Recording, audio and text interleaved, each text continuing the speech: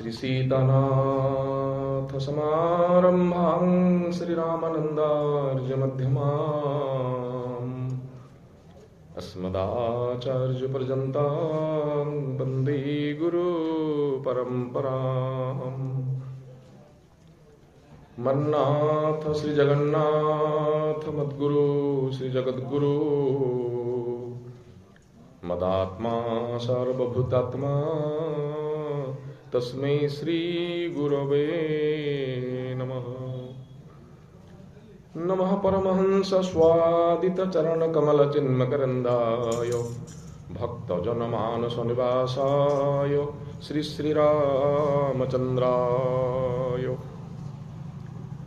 नन्यस्पृहा रघुपते हृदयेस्मदीये सत्यं वदामि च भवानखिलान्तरात्मा भक्तिं प्रयच्छ रघुपुङ्गवनिर्भरां मे कामादिदोषरहितं कुरु मानसं च। श्रीराम राम रघुनन्दन राम राम श्रीराम राम भरताग्रज राम राम श्रीराम राम रणकर्कश राम राम श्रीराम राम शरणं भव राम राम। रामं रामानुजं सीतां भरतं भरतानुजं सुग्रीवं वायुसूनं च प्रणमामि पुनः पुनः। यत्र यत्र रघुनाथ कीर्तनं तत्र तत्र कृतमस्तकाञ्जलिं बाष्पवारि परिपूर्णलोचनं मारुतिं नमत रक्षसान्तकम्। गंगातरङ्गरमणीयजटाकलापं गौरी निरन्तरविभूषितवामभागं नारायणप्रियमनङ्गमदापहारं वाराणसीपुरपतिं भज विश्वनाथम्। सच्चिदानन्दरूपाय विश्वोत्पत्त्यादिहेतवे तापत्रय विनाशाय श्रीकृष्णाय वयं नमः। जगदानन्दकन्दाय प्रणतार्तिहराय च नीलाचलनिवासाय जगन्नाथाय ते नमः। वाञ्छाकल्पतरुर्भ्यश्च कृपासिन्धुभ्येव च पतितानां पावनेभ्यो वैष्णवेभ्यो नमो नमः।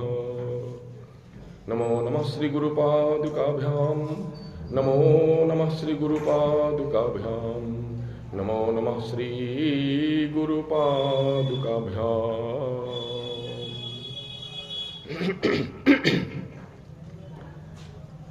जय राम सदा सुखधाम हरे रघुनायक सायक चापधरे भववारण धारण सिंह प्रभो गुणसागर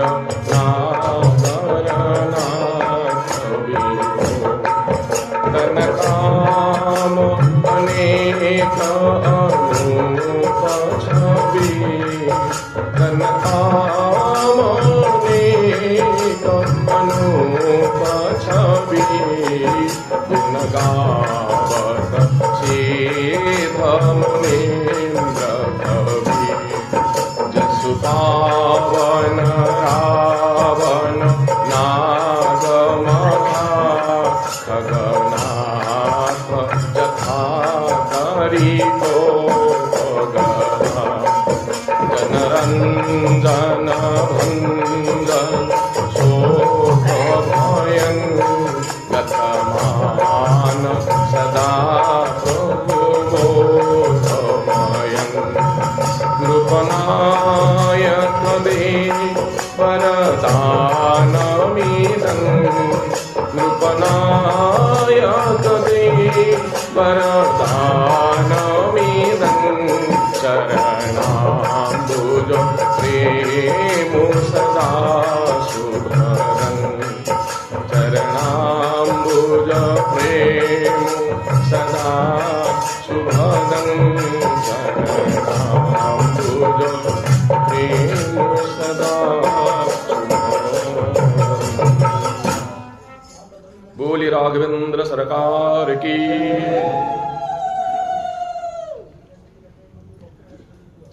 परमाराध्य परम कारुणिक करुणा वरुणालय अनंत कोटि ब्रह्मांड नायक मर्यादा पुरुषोत्तम भक्तवत्सल प्रभु दशरथ नंदन कौशल्यानंदन जानकी हृदय चंदन मुनि मनरंजन अशरण शरण पतित पावन करुणा वरुणालय भगवान श्री श्री रघुनाथ महाप्रभु माता भक्ति स्वरूपिणी अघट्टन घट्टन पट्टेसी जगदम्बा जगज्जननी कृपामयी स्नेहमयी करुणामयी दयामयी माँ जानकी महारानी श्री राम पद पंकज भृंगवर श्रीराम कतर सरसी की अन्य श्री श्री हनुमंत लाल जी महाराज सूक्ष्म शरीर विद्यमान मोर परम पूज्यस्पद प्रातः स्मरणीय श्री श्री गुरुदेव भगवान अनुष्ठान मुख्य कर्णधार मोर सम्मान्य गुरु भ्राता पूज्य व्यास जी महाराज मंचासीन समस्त महात्मा वृंद प्रवचन कार्यक्रम नित्य संध्यारे सहयोग करुवा श्रद्धेय वाद्यकार बंधुगण ये पवित्र अनुष्ठान समस्त उद्योक्ता एवं कर्मकर्ता मंडली सर्वोपरि श्री श्री हनुमान जी मंदिर प्रांगण में तथा रघुनाथ दरबार उपस्थित आज ये शुभ संध्यार राम कथा पिपासु सम्मान्य समस्त भक्तवृंद भक्तिमती माँ मैंने एवं छोट छोट कुनि कुनि पिला माने भगवान रघुनाथंकर अपार अनुकंपारू पूज्य गुरुदेवंकर आशीर्वाद व्यास महाराज तथा तांकर सहयोगी संत मंडली मानकर उद्योग चलित वर्ष आपण मानकर ग्रामर ये पवित्र पीठ रे आयोजित श्रीरामचरित मानस नवान्न पारायण एवं प्रवचन ज्ञान यज्ञ आज होती षष्ठ विश्राम आउ 3 दिन पर ए वर्ष पाई अनुष्ठान उद्यापित हेबे। तेबे बहुत आनंदर कथा आज दीपर मत व्यास जी महाराज कहते आपण मानकर ग्रामर भक्त माने माँ माने मिसी प्रति मासर 4 गोटी 5 गोटी मंगलवार सहित संक्रांति तिथि रे महावीर पीठ रे 108 लेखाएं हनुमान चालीसा पाठ कर आसुचंती एवं ये वर्ष 1.5 वर्ष प्राय होनी जार 108तम हनुमान चालीसा पूर्ण हेबे आसंता 26 तारीख मंगलवार दिन केड़ी बड़ सुंदर कथा 108 हनुमान चालीसा पाठ करने कम से कम 5-6 घंटा समय लगे पुणी मंगलवार हूँ हनुमान दिन संक्रांति पुणी तांकर भी दिन ये पवित्र दिन में आपण मैंने एत दिन धरी एत मास धरी श्रद्धार सहित तांकर पीठ रे पुणी हनुमान चालीसा पाठ करके आसुचंती बहुत आनंदर कथा। हनुमान महाराज बहुत बहुत कृपा करेंगे आपण मान भक्त मान जो मैंने एत श्रद्धार सहित चालीसा पाठ करुचंती एवं विशेष करी ए वर्ष ये जो अनुष्ठान आरंभ होती निश्चित भाव गुरुदेवंकर करुणा सी तांकर कृपा शिष्य आमर व्यास जी महाराज आसी आपण मान समस्त एकत्रित करी तांकर उद्योग तांकर सहयोग अनुष्ठान आरंभ करिसंती। तेणु रघुनाथ कृपा करंतु आपण मान साहाय्य सहयोग रहू। ये साधु मान संत मान आसुचंती ये समस्त होती भारी प्रेमी संत ये समस्ते भी प्रवचन करें समस्ते पारायण करें कौन कम नुहति समस्ते विभिन्न जगह आम सब साक्षात हो। तेणु भगवान रघुनाथ कृपा केमती हो जाऊ आपण मान साहाय्य सहयोग अनुष्ठान केमती दीर्घजीवी हूँ। तेणुक भगवान इच्छा आमर मन में दृढ़ता थिले प्रभु तांको काम निजे कर हनुमान जी अच्छा दुर्गम काज जगत के जेते असुगम अनुग्रह तुमरे तेते। तो जा हो आज षष्ठ विश्राम मु आसला बेले शुणुली महाराज जी आज पारायण सूचना दौले भक्त शिरोमणि श्री भरतलाल जी महाराज पवित्र चित्रकूट धाम भगवान रघुनाथंकर पदपल्लवर पादुका निज मस्तक स्थापन करी भगवान को प्रणाम पूर्वक प्रभु को प्रदक्षिणा पूर्वक अयोध्या प्रत्यावर्तन करी नंदी ग्राम निवास करिसंती। ये अयोध्या कांड गोटे विहंगम दृष्टिकोण आ परवर्ती पर्याय अरण्य कांडर 29 को दोहा पर्यंत आज पाठ होती अर्थात आज दंडकारण्य भगवान रघुनाथ निवास करिसंती एवं इत्यवसर ଦଶାନନ ରାବଣ ଜ୍ୟୋତିବେଶରେ ଆସି ଭଗବତୀ ସୀତାଙ୍କୁ ଅପହରଣ କରିକି ଲଙ୍କାରେ ନେଇକି ରଖିଛି ଅଶୋକ ବାଟିକାରେ। ଏ ଜାଗାରେ ଆଜିର ବିଶ୍ରାମ। ଏ ଆଜିର ପାରାୟଣର ସଂକ୍ଷିପ୍ତ ସୂଚନା ଆପଣମାନେ ଶ୍ରବଣ କରିସାରିଛନ୍ତି, ବିଶେଷ ସମୟ ନେଉନି। ଆମେ କଥାବସ୍ତୁ ଉପରେ ପ୍ରବେଶ କରିବା। ତେବେ ଧ୍ୟାନ ଦିଅନ୍ତୁ, ଆପଣମାନେ ବିଚାର କରନ୍ତୁ, ଭଗବାନଙ୍କର ଯେତେବେଳେ ଜୀବ ଉପରେ ଅପାର କରୁଣା ହୁଏ, ପ୍ରଭୁଙ୍କର କୃପାଟା ହେଉଛି ଦୁଇ ପ୍ରକାର। ମନେ ରଖିବା, ଗୋଟେ ହେଉଛି ଭଗବାନଙ୍କର ସାଧାରଣ କୃପା, ଗୋଟେ ହେଉଛି ଭଗବାନଙ୍କର ବିଶେଷ କୃପା। ଭଗବାନଙ୍କର ଗୋଟେ ହେଲା ସାଧାରଣ କୃପା, ଗୋଟେ ହେଉଛି ବିଶେଷ କୃପା। ସାଧାରଣ କୃପା କ'ଣ? ସାଧାରଣ କୃପା ହେଉଛି ଭଗବାନ ଏ ସଂସାରରେ ଯେତେ ପ୍ରକାର ଜୀବ ଜଗତ ଅଛନ୍ତି, କୀଟ ପତଙ୍ଗ ଠାରୁ ପଶୁ ପକ୍ଷୀଙ୍କ ଠାରୁ ଆରମ୍ଭ କରି ମନୁଷ୍ୟ ପର୍ଯ୍ୟନ୍ତ କେତେ କୋଟି କୋଟି ପ୍ରକାର ଜୀବ ଅଛନ୍ତି, ସମସ୍ତଙ୍କ ପାଇଁ ଭଗବାନ ପାଣି ପବନ ଖାଦ୍ୟ ନା ନାହିଁ ସବୁ ବ୍ୟବସ୍ଥା କରିଛନ୍ତି କି ନା? ଆମେ ସିନା ଚାକିରି ବାକିରି କରିଛେ, ବାବା ମାନେ କ'ଣ ଚାକିରି କରିଛନ୍ତି? ସେମାନେ ଚଳୁଛନ୍ତି କେମିତି? ତାଙ୍କର ଅଭାବ ଅଛି? ସେମାନେ ଆମଠୁ ବହୁତ ଭଲ ଶାନ୍ତିରେ ଅଛନ୍ତି, ବହୁତ ଆନନ୍ଦରେ ଅଛନ୍ତି। ଦେଲାବାଲା କିଏ ସେ? ଦାତା ଏକ ରାମ, ଭିଖାରୀ ସାରି ଦୁନିଆ। ତ ଭଗବାନ ସମସ୍ତଙ୍କ ପାଇଁ ପାଣି ପବନ ଖାଦ୍ୟ ପଦାର୍ଥର ବ୍ୟବସ୍ଥା କରିଛନ୍ତି। ଇଏ ହେଉଛି ଭଗବାନଙ୍କର ସାଧାରଣ କୃପା। ଭଗବାନଙ୍କର ବିଶେଷ କୃପା ହେଉଛି କ'ଣ? ଭଗବାନ ଯେତେବେଳେ ବିଶେଷ କୃପା କରନ୍ତି, ଆପଣ ଦେଖିବେ ଦୁଇଟା ଜିନିଷ ଦିଅନ୍ତି। କେତେଟା? ଦୁଇଟା ଜିନିଷ ଦିଅନ୍ତି। ପ୍ରଥମ, ମନୁଷ୍ୟ ଶରୀର। ଆମ ଉପରେ ଭଗବାନଙ୍କର ବହୁତ କୃପା ରହିଛି ବୋଲି ଭଗବାନ ଆମକୁ ମଣିଷ କରିଛନ୍ତି। ମନୁଷ୍ୟ ହେଇଛେ ବୋଲି ଆମେ ରାମ ଦରବାରରେ ବସିଛେ, ରାମ କଥା ଶୁଣୁଛେ, ଆଉ ସାଧୁ ଦର୍ଶନ କରୁଛେ। ଜାଣନ୍ତି ସାଧୁଙ୍କୁ ଦର୍ଶନ କଲେ କ'ଣ ହୁଏ? କାଲି କହିଥିଲି, ସାଧୁନାଂ ଦର୍ଶନଂ ପୁଣ୍ୟମ୍। ସାଧୁଙ୍କୁ ଦର୍ଶନ କଲେ ପୁଣ୍ୟ ଅର୍ଜନ ହୁଏ, ପାପ ନାଶ ହୁଏ। ସନ୍ଥ ଦରସ ଯେମି ପାତ କଟ ରହି, ଶରଦା ତପନିସି ଶଶିଆ ପହରଇ, ସନ୍ଥ ଦରସ ଯେମି ପାତ କଟ ରହି। ତେଣୁ ସାଧୁଙ୍କର ଦର୍ଶନ ଏ କମ୍ କଥା। ତେଣୁ ଧ୍ୟାନ ଦିଅନ୍ତୁ, ଭଗବାନଙ୍କର ପ୍ରଥମ ବିଶେଷ କୃପା ହେଉଛି କ'ଣ? ଭଗବାନ ଜୀବକୁ ମନୁଷ୍ୟ ଶରୀର ଦିଅନ୍ତି। ଆମେମାନେ ମନୁଷ୍ୟ ହେଇଛୁ ବୋଲି ଏ ପରିବେଶରେ ବସିଛେ। ଏଠି ପଶୁପକ୍ଷୀ ଅଛନ୍ତି, ଏଠି ଗାଈଗୋରୁ ଅଛନ୍ତି, ରାମ କଥା ଶୁଣିବେ, ରାମ ନାମ କୀର୍ତ୍ତନ କରିବେ, ପ୍ରସାଦ ସେବନ କରିବେ, ଭଗବାନଙ୍କୁ ମୁଣ୍ଡିଆ ମାରି ପ୍ରଣାମ କରିବେ, ଆଳତୀ ଦର୍ଶନ କରିବେ ନାହିଁ ତ? ତେଣୁ ଭଗବାନଙ୍କର ଅପାର କରୁଣା ହେଲେ ପ୍ରଭୁ 84 ଲକ୍ଷ ଶରୀର ଭ୍ରମଣ କରିସାରିବା ପରେ ଜୀବକୁ ମନୁଷ୍ୟ କରିକି ସଂସାରକୁ ଛାଡ଼ନ୍ତି। ଆମେ ପୂର୍ବରୁ ମନୁଷ୍ୟ ନଥିଲେ, ଆମେ ବିଭିନ୍ନ ପ୍ରକାର ଶରୀରରେ ଆମେ ଜନ୍ମ ନେଇଛେ, କିନ୍ତୁ ଏ ଜନ୍ମରେ ପ୍ରଭୁ କେତେ କୃପା କରିକି ଆମକୁ ମଣିଷ କରିକି ଛାଡ଼ିଛନ୍ତି। ଦିଟା ଆଖି ଦେଇଛନ୍ତି, ଦିଟା କାନ ଦେଇଛନ୍ତି, ଦିଟା ପାଦ ଦେଇଛନ୍ତି, ଦିଟା ହାତ ଦେଇଛନ୍ତି ନା ନାହିଁ, ଚିନ୍ତା କରିବାର ଶକ୍ତି ଦେଇଛନ୍ତି, ସତ୍ସଙ୍ଗ କରିବା ପାଇଁ ଆମମାନଙ୍କୁ ଅନ୍ତଃକରଣରେ ଚିନ୍ତନ କରିବା ପାଇଁ ସେ ସାମର୍ଥ୍ୟ ଦେଇଛନ୍ତି। ଭଗବାନଙ୍କର ଇଏ ହେଉଛି ବିଶେଷ କୃପା। ମନୁଷ୍ୟ ଶରୀର କବହୁ କଖରି କରୁଣା ନର ଦେହି, ଦେ ତ ଇ ସବୁ ରୁହିତ ସୁନେହି। ଆଚ୍ଛା, ଦ୍ୱିତୀୟ କ'ଣ? ଦ୍ୱିତୀୟ ହେଉଛି ସତ୍ସଙ୍ଗ। ମନୁଷ୍ୟ ଶରୀର ପାଇଗଲା ପରେ ସତ୍ସଙ୍ଗ ସମସ୍ତେ କରୁଛନ୍ତି।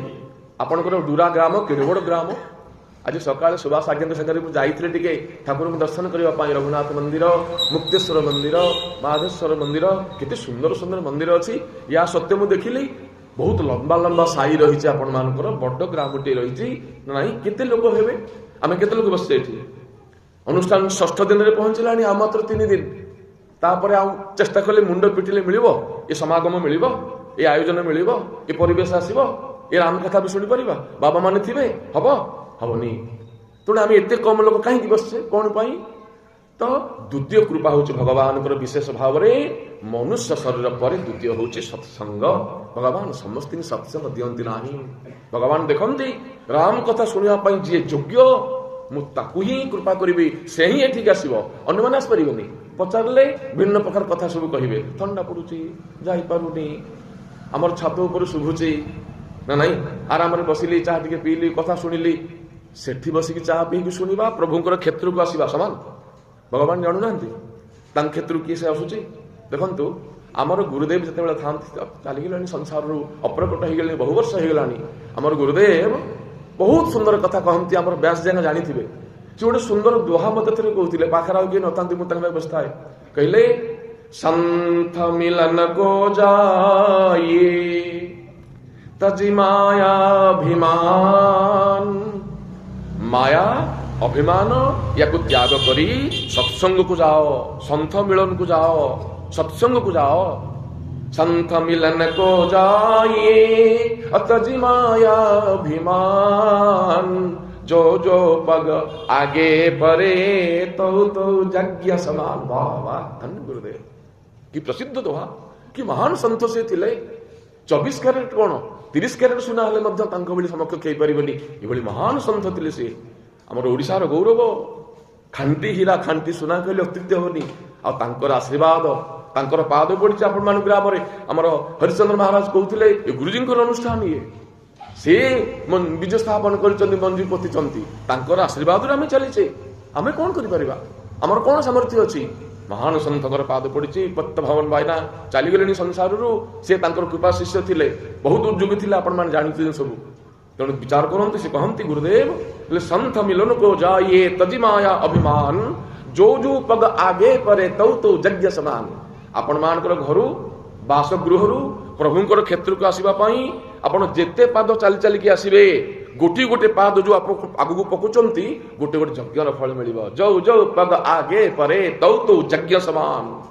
इति पुण्य सत्संग आसिले। तेणु भगवान कृपा कले दियंती मनुष्य शरीर, द्वितीय दियंती सत्संग। ए मनुष्य कौन चोरी नारी करूनी, अनित्य धर्म करूनी। ए मनुष्य अनित्य धर्म करुचे, ए मनुष्य भी सत्संग करुचे। राम कथा, राम सेवा, राम नाम, रामचरित सत्संग ए मनुष्य भी करुचे ना। तेणु भगवान बहुत बहुत कृपा होइছে आम उपरे। ए नवदिन व्यापी कार्यक्रम रे आमे अंशग्रहण करी संत दर्शन सहित, प्रभुंकर दर्शन सहित पारायण प्रवचन आज माँ माने 25-30 संख्यार बसिक पारायण कर बसिक केते आनंद, केते खुशी, केते पुण्य करछन से माने ना नहीं भगवान जानू ना सब। 4 घंटा 5 घंटा बसिक पारायण करबा कम कथा ये सब समस्त आसपरछन आमे केते कृपा भगवान कर। जाओ आज षष्ठ दिवस प्रसंग बहुत सुंदर कथा। विशेषकर आज अयोध्या कांड समापन होती 90 दोहा। आज पारायण ना, आज पाठ भारी कष्ट, भारी क्लिष्ट। आज 90 दोहा अयोध्या कांड पाठ होगी समापन होती। एवं आज पारायण रे विशेष आकर्षण होती भरतंकर चरित्र। बोलिए भरतलाल जी महाराज की। श्री भरतंकर चरित्र। श्री भरत महाराज आज कि भाव में मामू घर अयोध्या पलि आसला तांकर अद्वितीय चरित्र परिप्रकाश होती। ऐकांतिक राम प्रति निष्ठा सी आज प्रकाश पाई, प्रकट होती। गोस्वामी जी बड़ सुंदर भाव में, बहुत हृदयस्पर्शी भाव में रामचरितमानस वर्णना करिसंती भरतंकर चरित्र को। खाली सेतिक नुहे, अयोध्या कांडर शेष पर्याय, अयोध्या कांडर शेष पर्याय गोस्वामी जी लिखिचंती जे भरतंकर चरित्र सुनिले कौन मिलिबा, हमको कौन मिलिबा। भरत चरित करिने तुलसी जो सादर सुनही। भरतंक चरित्र को नियम पूर्वक, ये खामखियाली भाव में नुहे। तुलसी गोटे शब्द कौन देले, नेमु। नेमु मान कौन, नियम पूर्वक। आमिष भक्षण करवा भरतंक चरित्र शुणा यार फल मिल नहीं। नियम पूर्वक भरतंक चरित्र को जो माने श्रवण करती, भरत चरित करी नेमु तुलसी जो सादर सुनही। कौन मिल कहले सिया राम पद प्रेम, सीताराम चरणारविंदरे प्रेम आसब। कितने बड़ कथा तुलसी कहले। आम एते माने बाध्य करे पहुंची गलनी। केते वर्ष धरिक आम रामायण गीता भागवत पाठ करुचे। भगवान का पाद पद्म आमर शुद्ध प्रेम आसिलानी नहीं। आखि गुजिकी टिके ध्यान कले केते कौन चिंता आसुची मो मन जाइए आसुची ना नहीं। काली या करी, परदिन या करी, घंटा पर याड जी, 2 घंटा पर याड जी, संध्या बेले या करदेवी, केते चिंता आसुची। भगवान पदपंकज प्रेम कहीं कहले भरतंक चरित्र को जो माने नियम पूर्वक श्रवण करती, सीताराम चरणारविंदरे तांकर प्रेम जागृत हुए। प्रथम। द्वितीय कहले अवश्य होई भवरस विरति। भवरस माने संसार रसरु, सांसारिक रसरु वैराग्य आसे। भक्ति और वैराग्य दीटी फल, अमोघ फल मिलिबो केमिति भरतंक चरित्र को श्रवण कले। भरत केते महान आपण माने एथि अनुमान करंतु। आपण माने डुरा ग्राम निवासी समस्त शिक्षित व्यक्ति चिंता करंतु, जहां चरित्र को श्रवण कले भगवान का चरणारविंदरे भक्ति आसे, संसार प्रति वैराग्य आसे। से केते उच्च कोटिर चरित्र हेतिबो ना नहीं। तांको चरित्र श्रवण कले ए दीति अमोघ फल आपको मिलिबो। से चरित्र को आम टिके प्रवेश करवा। समय हेले आम अरण्यकांड को जीवा, किसी व्यस्त हबार नहीं। तेज नवेदन करी टिके समस्ते भगवान पवित्रमय नाम को 2-4 बार कीर्तन करवा तापर आम विषय वस्तु आलोचना करवा। आपण मैंने टिके धैर्य धरिकी बसबे। महाराज कही सारी यथा समय आम सत्संग को विश्राम दवा, व्यस्त हबार किसी ना, ठंडा रात्रि तो टिके प्रभु को नाम नियंत। श्याम रामचंद्र की आनंद कंद भगवान की श्री राम जय राम जय जय राम श्री राम जय राम जय जय राम श्री राम जय राम जय जय राम श्री राम जय राम जय जय हरि भूकाना भला की मन रामा श्री राम जय जय राम मैं शिशु सेवक दास्य पिबामा श्री राम जय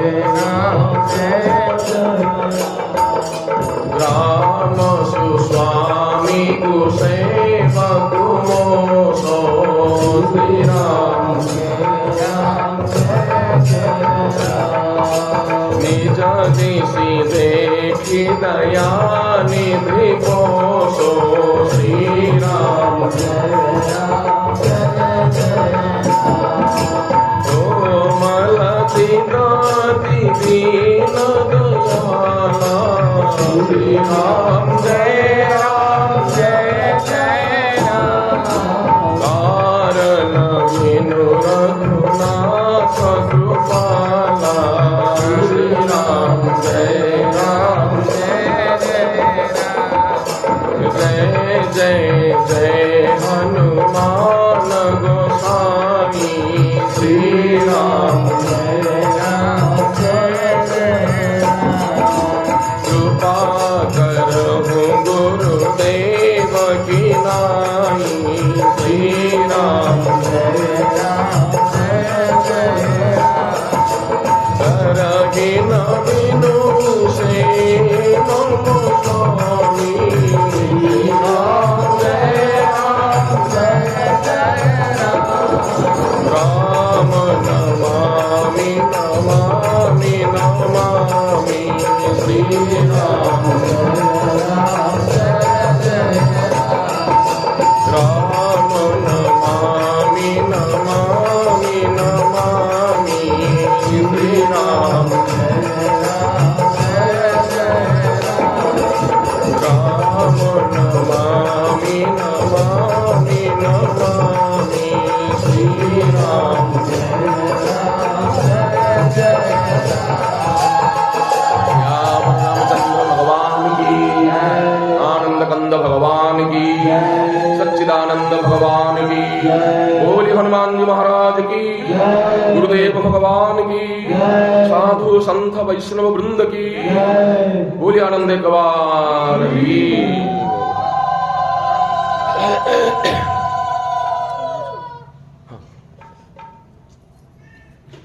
आज वाद्यकार बंधु मान भल भारी सुंदर भाव वाद्य सहयोग कर बहुत खुशी लगुच बहुत आनंद।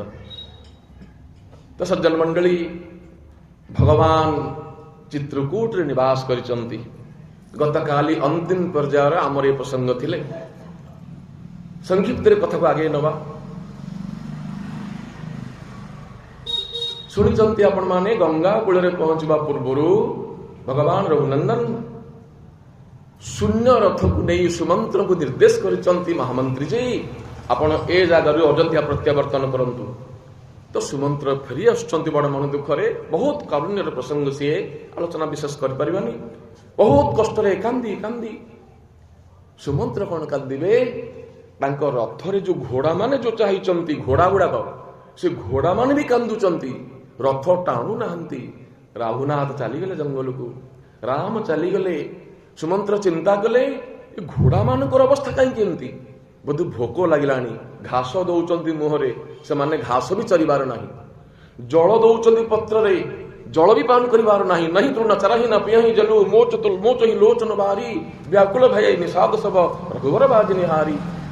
आपण माने विचार करंतु राम को केते भल पांती पशु माने घोड़ा माने राम केते उदार देखंतु राम केते आदर्श देखंतु राम केते महिमामय देखंतु भगवान केते दयावृत हृदय ପଶୁମାନେ ତାଙ୍କୁ ଝୁରୁଛନ୍ତି। ଭଗବାନ ଯେଉଁ ଦିଗକୁ ଚାଲି ଯାଇଛନ୍ତି ଘୋଡ଼ାମାନେ ସିଆଡ଼ିକି ହନେଇକିରି ହୁଙ୍କାର ମାରୁଛନ୍ତି ସିନା, ରଥ ଟାଣିବାର ନାହିଁ, ଘାସ ଚରିବାର ନାହିଁ, ଜଳପାନ କରିବାର ନାହିଁ। ଧନ୍ୟ ରଘୁନାଥ, ଧନ୍ୟ ପ୍ରଭୁ। ବହୁ କଷ୍ଟରେ ମହାମନ୍ତ୍ରୀ ସୁମନ୍ତ୍ର ରଥ ନେଇକି ଆସିକିରି ଅଯୋଧ୍ୟାରେ ପହଞ୍ଚନ୍ତି। ଏ ବହୁତ ଦୁଃଖର କଥା, ବହୁତ ଦୁଃଖର କଥା। ରଥ ନେଇକିରି ପହଞ୍ଚିଲେ, କିନ୍ତୁ ଡର ଲାଗୁଛି ତାଙ୍କୁ ଅଯୋଧ୍ୟା ସୀମା ଭିତରେ ପ୍ରବେଶ କରିବା ପାଇଁ। ସମସ୍ତେ ଧାଇଁ ଆସିବେ, ପଚାରିବେ ରାମ କାହାନ୍ତି, ରାମ କାହାନ୍ତି, ମୁଁ କଣ ଉତ୍ତର ଦେବି କାହାକୁ? ଭୟ ଲାଗୁଛି, ଡର ଲାଗୁଛି ସୁମନ୍ତ୍ରଙ୍କୁ। ସୁମନ୍ତ୍ର କାହାକୁ କିଛି ନ କହି ନଗର ସୀମାର ବାହାରେ ଗୋଟେ ବୃକ୍ଷ ମୂଳରେ ବସିକି ଦିନ ଅତିବାହିତ କରିଦେଲେ। କହିଲେ ମୁଁ ସନ୍ଧ୍ୟାବେଳେ ଯିବି, ମତେ କେହି ଦେଖିପାରିବେନି। ଅନ୍ଧାର ଘୋଟି ଆସିଲେ, ସୂର୍ଯ୍ୟାସ୍ତ ପରେ ମୁଁ ନଗରରେ ପ୍ରବେଶ କରିବି, ମତେ କେହି ଦେଖିପାରିବେନି, କେହି ପଚାରି ପାରିବେନି। ମୁଁ କାହିଁକି ଦୁଃଖରେ ଭାଗିଦାର ହେବି? କେତେ କହିବି ଯେ ରାମ ଚାଲିଗଲେ ଜଙ୍ଗଲକୁ, ସୀତା ଚାଲିଗଲେ, ଲକ୍ଷ୍ମଣ ଚାଲିଗଲେ। ଏ ଦୁଃଖ ସମ୍ବାଦ ଦେଇ ମୁଁ ସମସ୍ତଙ୍କ ଦୁଃଖରେ ଭାଗିଦାର ହେଇପାରିବିନି। ବେକାର ବେକାର ବ୍ୟର୍ଥ ହେଇଛି ମୋର ଶରୀର। ରାମଚନ୍ଦ୍ର ଚାଲିଗଲା ପରେ ଜଙ୍ଗଲରେ ମୋର ହୃଦୟଟା ଫାଟି ପଡ଼ିବାର ଥିଲା। ସୁମନ୍ତ୍ର ବିଚାର କରୁଛନ୍ତି, ରହୁନ ଅନ୍ତମ ଅଧମ ଶରୀରୁ ଯଶୁନ ଲହୟୁ ବିଚ୍ଛୁରତ ରଘୁବୀରୁ। ରଘୁନାଥର ବିଚ୍ଛେଦରେ ଏ ଶରୀରଟା ଫାଟି ଯିବାର ଥିଲା, ଏ ହୃଦୟଟା ଫାଟି ଯିବାର ଥିଲା। ମୁଁ ଏତେ କଠୋର ଯେ ମୁଁ ରଥ ନେଇକି ଆସିକି ଅଯୋଧ୍ୟାରେ ପହଞ୍ଚି ପାରିଛି। ତ ଗୋଟେ ବୃକ୍ଷ ମୂଳରେ ବସି ଦିବସ ଅତିବାହିତ କଲେ। ଯେତେବେଳେ ସନ୍ଧ୍ୟା ହେଇଗଲା, ଏକ ନିଶ୍ୱାସରେ କୁଆଡ଼େ ନ ଚାହିଁ ସୁମନ୍ତ୍ର ଭିତରେ ପ୍ରବେଶ କଲେ, ଅଯୋଧ୍ୟାରେ ପ୍ରବେଶ କରୁଛନ୍ତି ନା ନାଇଁ? ଅବଧା ପ୍ରବେଶୁ କିନ୍ନାନ୍ଧିଆରେ पैठी भवाना रथु राखी दुआरे। श्री राम जय राम जय जय राम, श्री राम जय राम जय जय राम। जाय सुमंत्र दीर्घ सराजा, अमिया नहीं ताजलो चंदो विराजा। श्री राम जय राम जय जय राम, श्री राम जय राम जय जय राम। बोलिए भक्तवत्सल भगवान की। अवध प्रवेश किन्ह अंधियारे, अंधार ହେଇଗଲା ପରେ ସୁମନ୍ତ୍ର ଯାଉଛନ୍ତି ରଥ ନେଇ। ଯେତେବେଳେ ମହଲ ଭିତରେ ପ୍ରବେଶ କରିଗଲେ, କୌଶଲ୍ୟାଙ୍କ ମହଲ ଭିତରେ, ମହାରାଜ ଦଶରଥ ନିଶ୍ଚେଷ୍ଟ ହୋଇ ନିସହାୟ ଅବସ୍ଥାରେ ପଡ଼ି ରହିଛନ୍ତି, ମୂର୍ଚ୍ଛିତ ହେଇକରି ପଡ଼ି ରହିଛନ୍ତି। ତ ଯାଇ ସୁମନ୍ତ୍ର ଦୀଖ କସ ରାଜା, ଅମ୍ୟ ରହିତ ଜନୁ ଚନ୍ଦୁ ବିରାଜା। ତାଙ୍କ ଶରୀରର ପୂର୍ବ ତେଜ ଆଉ ନାହିଁ, ନିଶ୍ଚେଷ୍ଟ ହେଇକରି ପଡ଼ି ରହିଛନ୍ତି। ରାମ ଚାଲିଗଲେ ଆନନ୍ଦ ଚାଲିଯାଏ ଭାଇ ନା ନାହିଁ? ରାମ ଲକ୍ଷ୍ମଣ ସୀତା ଚାଲିଗଲେ ମାନେ କିଏ କିଏ ଗଲେ? ରାମ ଗଲେ ମାନେ ଆନନ୍ଦ ଚାଲିଗଲା। ସୀତା ଚାଲିଗଲେ ମାନେ ଶାନ୍ତି ଚାଲିଗଲେ। ସୀତା ହେଲେ ଶାନ୍ତି, ଶାନ୍ତି ସୀତା ସମନ୍ୱିତା ଆତ୍ମା ରାମ ବିରାଜତେ।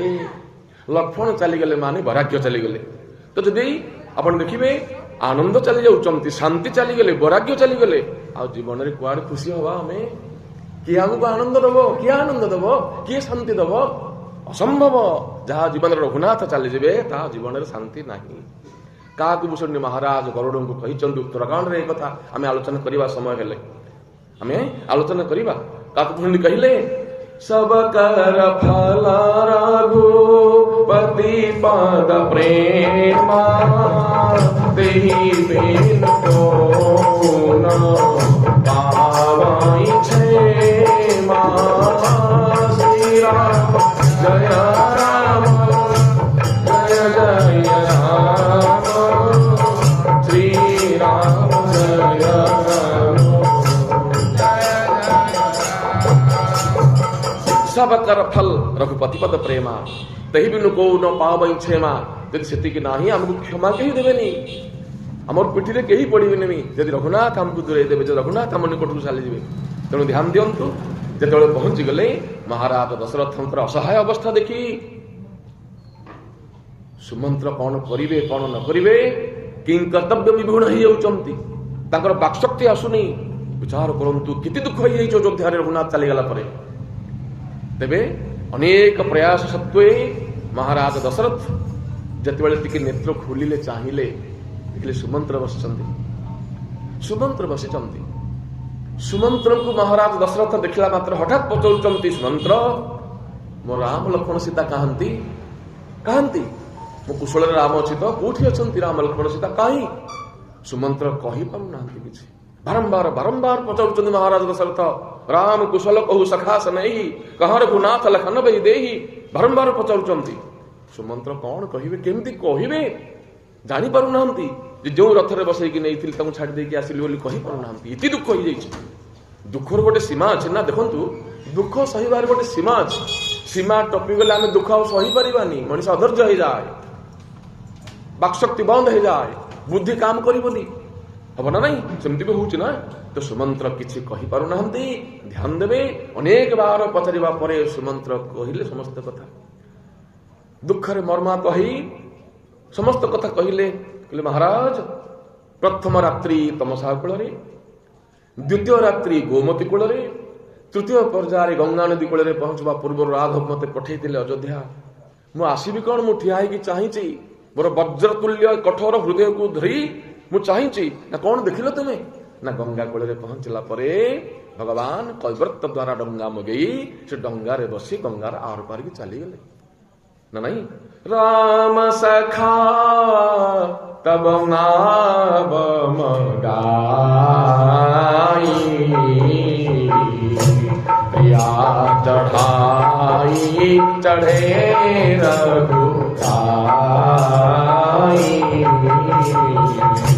श्री राम जय राम जय जय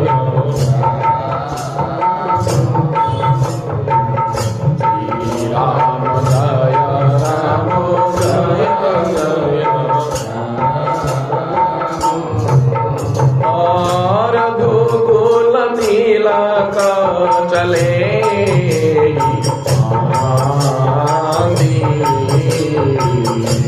देखो